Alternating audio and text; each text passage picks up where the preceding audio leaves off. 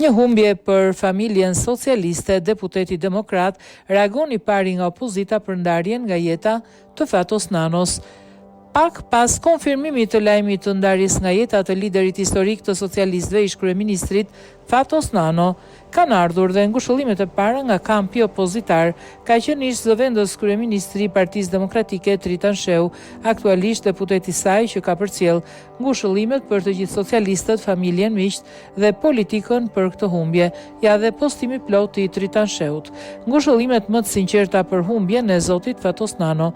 Një humbje për familjen socialiste, një humbje për politikën shqiptare, ngushëllime familjes së tij që e ndjen e përjeton më shumë se gjithë se kush këtë humbje, bashkëpunëtorëve në vite, miqve dhe shokëve, ngushëllime.